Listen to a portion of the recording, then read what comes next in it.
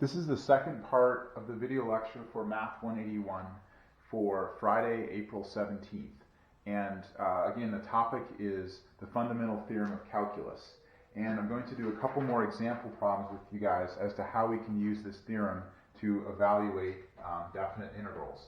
So example 2 is this. Suppose we have the integral from 0 to pi of sine of x dx. And we want to evaluate this. In other words, we want to figure out what is the area under the curve sine of x dx from 0 to pi. And we can use the fundamental theorem of calculus to evaluate this. Now keep in mind, in the previous class we used a Riemann sum, okay, but that's not how any normal person in calculus does integrals after that first day. So there's a much quicker way to do this. This is equal to f of pi minus f of 0, okay, where f is the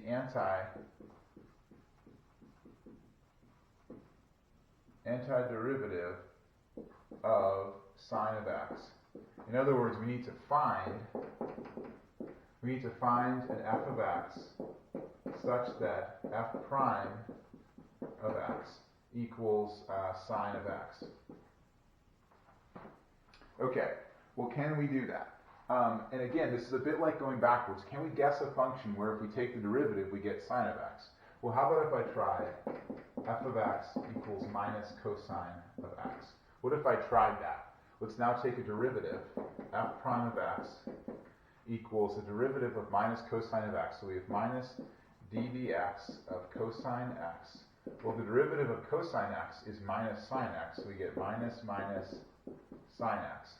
Okay? And this equals sine of x.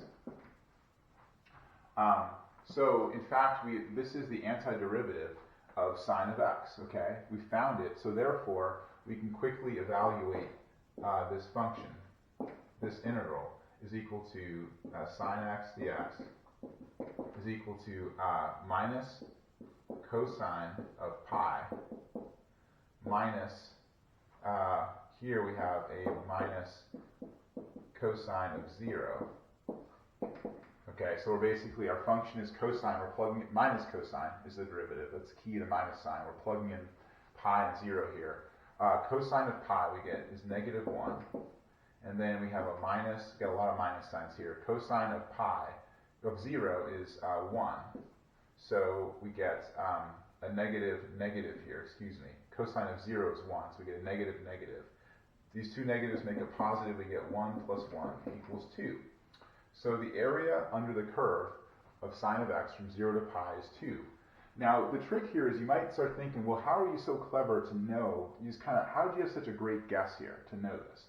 And this is the part where the more you do these, you start to learn what all the standard antiderivatives are for given functions. And there's actually a table of antiderivatives, which I will show you guys at the end of this lecture. So when you do this more often, you start to know what the antiderivatives are. So it wasn't just a lucky guess.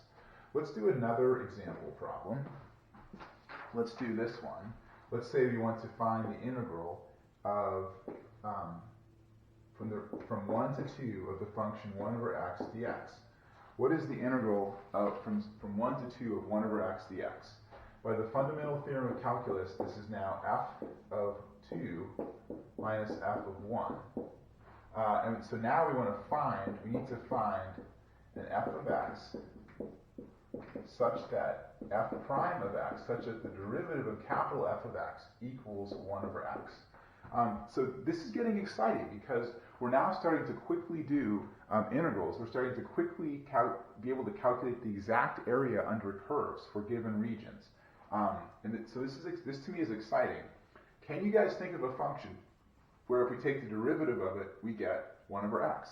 Now, a good guess, again, not really a lucky guess, but I already kind of know ahead of time. Let's try capital F of x equals natural log of x, okay?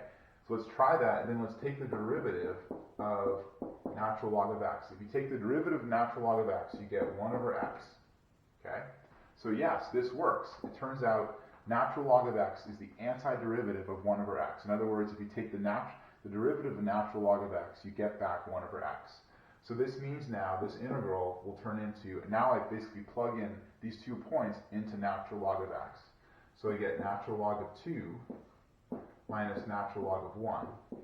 Now natural log of 1 is 0, so this just comes out to natural log of 2, which equals something like 0.693. You guys can check me on that. So now this is the exact area under the curve from 1 to 2 of 1 over x dx. I'm going to do one more example with you guys.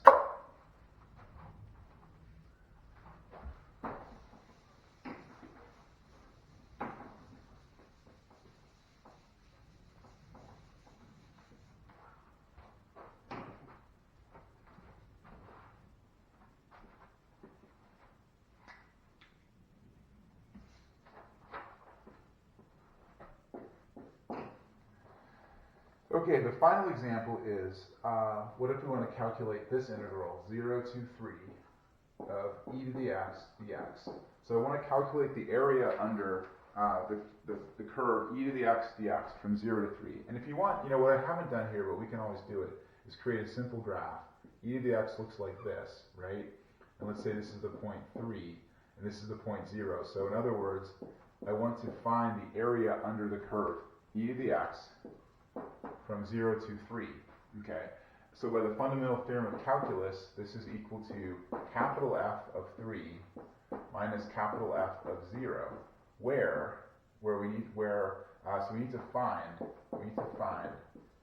an f of x such that f prime of x equals e to the x.